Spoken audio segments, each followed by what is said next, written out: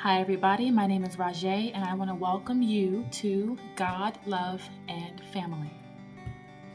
So, today I want to talk to you about something that I think is really important because it's something that I have dealt with and struggled with in my personal life. And I just have a feeling that there are a lot of wives and mothers who have dealt with and struggled with the same exact thing. And that is feeling your feelings. Okay? Is it wrong to feel your feelings? So growing up, I was pretty much taught, and I definitely heard a lot of maybe motivational speakers, even Christian preachers and things talk to you about how your feelings are fickle. Okay, how it's wrong to follow your feelings. And I somewhat agree with it because if you do everything simply based on feelings, you're probably going to make some bad choices, right? Because your feelings are up one minute and down the next, especially if you're a woman and you're dealing with a lot of hormone issues from your menstrual cycle, from being pregnant, from going through something. Following your feelings is not always the best idea. However, I am convinced, and I have learned over the years, that avoiding your feelings or ignoring your feelings is also a bad thing. You can check out this whole thing on my blog at godlovefam.com, where I go into a whole lot more detail. But for now, let's get into it. So, the first thing I want to talk about is how feeling your feelings helps you connect with others. What I notice, especially if you're on social media for any period of time, is that the more transparent you are, the easier it is to connect with somebody. When you see somebody share their story and tell you about the things that they're dealing with, you automatically feel like you can connect with that person. Even if you don't relate to their specific situation, you see their honesty, you see that they're going through something and they're not trying to power through or, I have 11 hacks to how to do this thing through this struggle, but they're just really being super honest, super transparent. It helps you connect. Okay, so for me as a mom, I connect with other moms that go through similar things that I go through. If you have toddlers who misbehave or make a scene in public, if you have teenagers who are moody, you know what I mean? If you have tweens who are going through puberty and confused and don't know what they're going through, I can relate to all of those things, you know what I mean? But if I meet somebody who is maybe shares their struggle about their toddler and their toddler wouldn't take a nap one day, and they're like, so instead, I decided to teach them how to write their name. And it's like, I don't really know if I can relate to that, because if you don't take a nap, I don't get my free time. I'm probably going to be a little bit frustrated because I have errands to run, I have chores to do, I have a lot going on in my life. So for the mom who wants to pretend that she was super productive when she knows she was frustrated, to me, I can't relate to that. I cannot connect to that person, okay? So the opposite of that would just be her feeling her feelings and being like, you know what, my 4-year-old didn't take a nap. I could have had time to teach them how to write their name, but I was angry. I was irritated. I wanted that time to myself, so I sat in front of the TV while I laid on the couch. Okay, that's transparency. Now, if you happen to be a mom who did teach their kid to write their name, good for you. That is awesome. I don't have anything bad about that. I'm just saying that it's so important to be transparent because it does help you connect with others. It shows other people that, hey, you're not the only one going through what you're going through. So another reason that it's super important to feel your feelings, and this is something that I've definitely experienced in my personal life, is because you make better choices. Okay, so you ever wake up and just have a bad day? Like you legit just woke up on the wrong side of the bed and everything is irritating you even though nothing is actually wrong. Okay, so you end up, you didn't eat anything good for breakfast, so now you're hungry. The kids got to the bus stop late because you weren't in the mood and you just forgot things. You were forgetful that morning. And then you had a meeting, but you were late for the meeting, or you weren't prepared when you got to the meeting.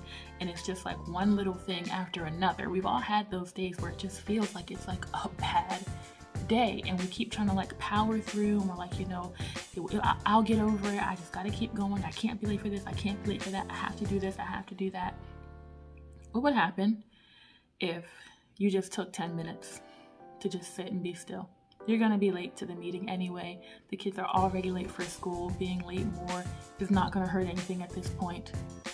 If you just take 10 minutes, sit down, even if the room isn't quiet. I mean, we can't have a perfect life. We're not going to be in any perfect situation where everything will just stand still for us in order to just sit down and take a deep breath.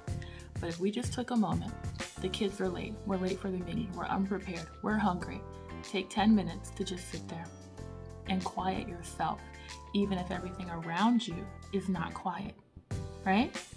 And you just take that time to just feel what you're feeling. Okay, I'm having a bad day today.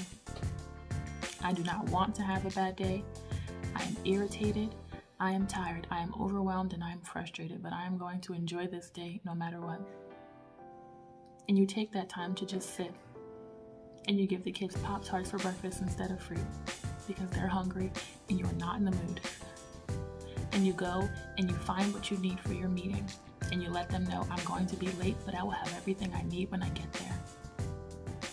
And then you're able to make better choices throughout your day so that the rest of your day does not spiral completely out of control. You took the time to feel those feelings, even though they were negative, even though you had no idea why you were having that bad day that just happened out of nowhere. Just that small time. If you don't have 10 minutes, then do 5. But just sit down and bring it back a little bit and feel those feelings. And then you can get past it and you can move on and go on the rest of your day. Even if it didn't start well, even if you're in the middle of your day and that starts happening, just take 5 minutes in your car, take 10 minutes in your car. Even if you're close to the end of the day and you don't want to walk into your house and ruin everybody else's day with your bad mood, sit outside, get through it. That way when you come in to present yourself to the rest of the world, you're not ruining anything else. Okay, it's like Tabitha Brown says, even if you can't have a good day, don't go ruin anybody else's. If you take your time to acknowledge how you're feeling, then you can move on and you can make better choices. So my final point is one that I don't know that everybody connects, and that is that happy and sad are closely connected. So I like to use the example of anger and passion. When people are passionate about something, it very easily can go into love and anger at the same time. When you love somebody, then you're easily angered by that person when they hurt you, even if it was a very small offense. If you're passionate about something, about a cause, then when you see something unjust happening, it makes you extremely angry.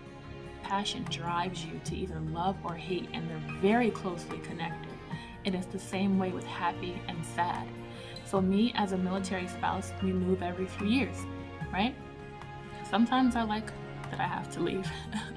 I lived in Savannah, Georgia for a few years and I did not enjoy it. And so I had to leave. But there was still this little bit of a bittersweetness, if you know what I mean, because there's a whole life you're leaving behind. There's still people that you care about, even if you didn't like the place. So happy and sad are very connected. Okay, when I left Germany, I wanted to be closer to my family again because I missed that, but I also loved being in Germany. Okay, there was happy and there was sad in that. The two are so very closely connected. And you don't have to say, because happy is a good feeling, I'm going to feel that and not feel the sadness, okay? I was sad, and there was no reason to pretend that I was not sad about leaving Germany or when I recently left Texas. Okay, I was sad about that. And to say, oh, sad is a bad feeling, sad doesn't make me feel good, so I shouldn't feel it, that's incorrect. You absolutely should feel that sadness. If you're grieving over a loved one, but they were sick and they were suffering, it's okay to be sad. Even if you are happy that they are no longer suffering, you're going to be sad. Don't take every negative emotion as something that has to be ignored. It has to be dealt with. You need closure on that. Okay? If you lose a friend, but you were starting to realize that that friend was a little bit toxic for you, and it took you a long time to realize it, you might be happy, like, okay, that relationship is over, but you were sad because you had a friend. At least you thought you did. Those emotions they're very closely connected, okay? And I think the biggest reason, aside from all of this, that it helps you connect with others, that happy and sad are connected, that you make better choices when you choose to feel your feelings. I don't want you to go numb. There was definitely a time in my life where I would literally applaud myself for feeling nothing in a negative situation. I was happy that I did not feel sadness, resentment, regret, anger. I completely ignored them and I went numb, and I was proud of myself because I felt like all of those things made me a weak person. I felt like I couldn't feel them and still be a powerful woman, a good mom, a good wife. But if I just shut everything out, put on my poker face and pretend I didn't care, then I felt like I was doing the right thing. It's the wrong thing. It is absolutely the wrong thing to pretend that you don't feel anything. And I just want you to understand that even if the feeling is a bad feeling, to acknowledge it, to purposely say, okay, this is just how I'm feeling right now, and I'm going to accept myself right here, right now, that's a good thing. Now, I'm not suggesting that we become emotional sacks of tears waiting to burst into the streets. I'm not suggesting that we sit around grieving and wailing in self-pity for days and weeks at a time.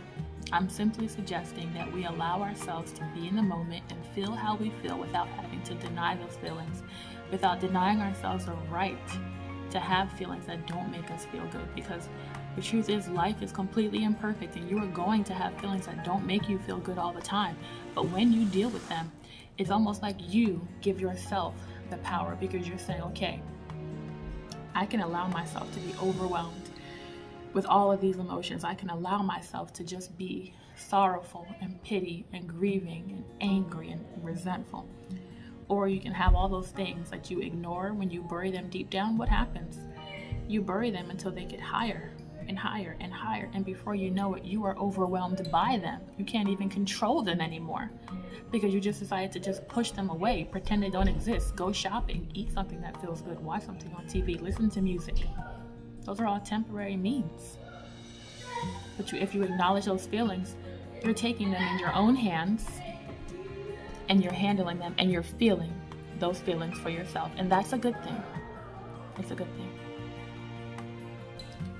I want to thank you guys so much for tuning in today to God Love and Family. I hope that what you've heard today has helped you in some way. And if it has, watch it again, share it with somebody who does not know really how to help themselves with their feelings, to acknowledge their feelings. And check out my blog, because like I said, I go into a whole lot more depth in my blog, because writing is just my thing. It's my niche.